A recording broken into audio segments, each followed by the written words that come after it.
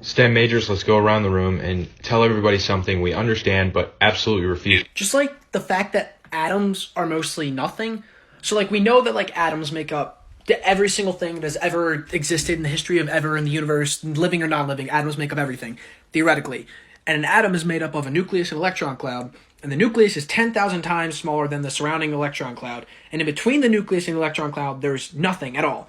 I mean, there's no such thing as nothing because like particles and fields and shit that float around like in space. But still, there's, as far as we're concerned, there's nothing in between the electron cloud and the nucleus, and that makes up 99.99% of every atom. So that means that 99.9% of every, like me, this chair, this desk, like everything, it's like mostly not there. It's just empty space. STEM majors, let's go around the room and tell everybody something we understand but absolutely refuse to accept. Yeah, I'm a civil engineer, and I took a whole class on roads and transportation, and the Romans made concrete that's better than ours, and we still haven't figured it out. Like, they have concrete roads that have lasted till today, and, like, we have to repave our highways every, 10 years. Also, I made it to the very end of that class. At the very end of that class, the professor was like, none of you should ever focus on roads. You should all focus on trains and public mass transit, because highways are terrible for the environment and society. Didn't once mention any mass transit in the class. Just wasted our time on roads to then tell us fucking roads were useless. Absolutely refuse. The one thing that does it for me, that yes, I conceptually understand, and I've been explained this concept multiple times through multiple different mediums, professors, textbooks, fucking white dudes and online podcasts, but my brain refuses to accept it. All of the matter that is used to create the entire human race that there ever was or ever could be can fit in the size of a fucking sugar cube. And this is because we are mostly empty space. Yes, we have skin, yes, we can feel it, but there is more empty space that we are made up of than we actually think that we are. So we can fit all of us into a fucking sugar cube. Absolutely refuse. I'm about to blow your mind. The outer core, inner core, and mantle of the Earth is a hypothesis. I've spoken to my geology professor about this. The entire concept is a hypothesis. We don't actually know. We assume that the mantle is 80% magnesium because we take samples from volcanoes and things like that. We assume that there's a liquid outer core because S waves, which can't pass through a liquid, are bouncing off somewhere random within the middle of the Earth instead of passing right through. And we assume that the outer core and the inner core is mostly iron because of the magnetic polarity of the Earth. But did you know that scientists have actually tried numerous times to dig through the crust into the mantle to find actual evidence that it exists, but we can't get there because the pressure is too much? So scientists just take these little bits and pieces of fact, put it together to form a hypothesis that we teach as fact. Okay, so I wasn't a STEM major, but while I was in LA, I was hanging out with some really smart people, and they explained this theory to me. It's called quantum entanglement, and it is when two particles are so closely related that even if you separate them by thousands of miles, the things that you do to one will also affect the other. They are twin particles, and they do everything as the other does.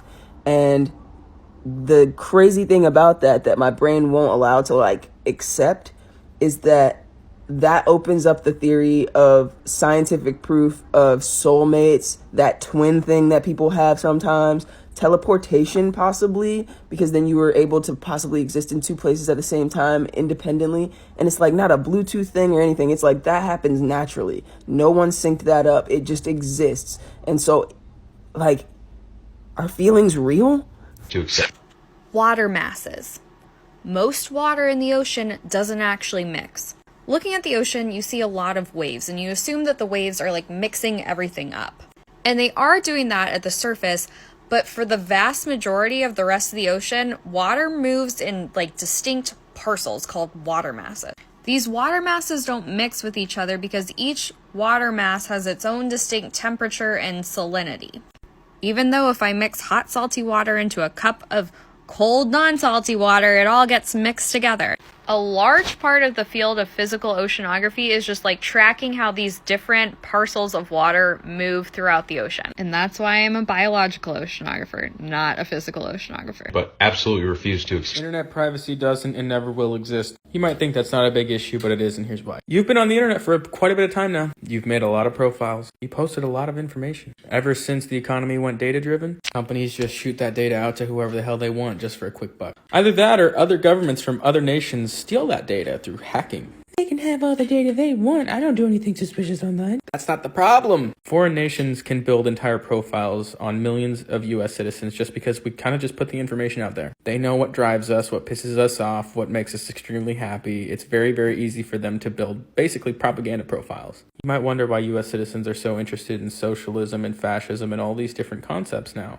Well, the internet's been a propaganda machine for at least the past 5 years. You wonder how we went from the mannequin challenge to civil war like that. It's not because of anyone in office. It's spoon-fed subversion and propaganda. But try not to think about it. But absolutely refuse. So us immunologists love to tell you that when a virus or a bacteria or a vaccine enters your body, that your immune system learns it so that it can fight it off better the next time. And that's true, but what it leads people to believe is that their immune cells have no idea what they're looking for, and then when they find something foreign, they adapt to it and make a little receptor that will recognize it from then on out. But the truth is far weirder. You see, you have immune cells in your body right now that can specifically react to Ebola or chikungunya virus or HIV or any bacteria that you can think of before you've ever even come in contact with it. They already exist because as your body makes immune cells, those immune cells genetically modify themselves so that the receptors all look a little bit different, and they're kind of randomly generating these things. We have immune cells that can respond to things that don't even exist in nature. So this leaves you with thousands of these little populations that all respond to different things. And each population is too small to be effective on a first infection, but when they finally find the thing they recognize, they divide like crazy. On the second infection, they're ready. You know, I'm okay with everything being made out of chemicals. Orange juice, this thing, cat, earbud, chemicals. I'm okay with that. I've gotten there. This makes sense to me. But something that I also know, and that I am chemicals. I'm kind of down with that too. I can accept that I am chemicals. What I can't accept is that I am chemical reactions. And I don't know, it may be that this doesn't sound as weird to you, but it's very weird to me that all life on Earth, the biosphere, my frickin' cat who is sitting right here, chemicals, chemical reactions. Consciousness. We think with meat. No. But absolutely refuse to. Guys, ants are messed up and nobody talks about it. They're the only other species in the world besides humans that farm. They raise aphids as livestock. They milk them with their antennas. What? And can I ask who was going to tell me that ants can live for 30 years? I don't believe it. Someone's lying. There's some kind of plot happening because, what? They have the most brain cells out of any insect. 250,000. They're the smartest insect in the world. And their societies are so complex that they were used to build an algorithm for a supercomputer at NASA. Everybody always jokes it's going to be cockroaches that take over, but I swear to God it's ants. They're as old as the dinosaurs. They've already survived one apocalypse. If we weighed every human and every ant in the world, the ants would weigh more. They can survive for 2 weeks underwater. We're screwed. Absolutely refuse. Water is lava. So, lava is liquid rock, and a rock is an aggregate of one or more minerals, and a mineral is something that is solid, inorganic, naturally occurring, has a crystalline structure, and has a clear chemical composition. Ice is solid, it is naturally occurring, humans did not make it, it is inorganic, there's no carbon, it has a crystalline structure, think of snowflakes, and it has a clear chemical composition, hydrogen dioxide, which I hope all of you know. And liquid ice is water. And a liquid mineral is a liquid rock.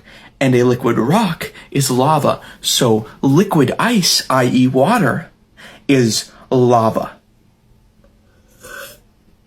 You've all drunk lava. Congratulations. What's shaking bacon? I've been waiting for this one. Our 5 senses have unique receptors to interpret that specific sense. Photoreceptors for eyesight, olfactory receptors for smelling, taste receptors for taste, and mechanoreceptors for touching. And then there's hearing. Hearing doesn't have a specific receptor.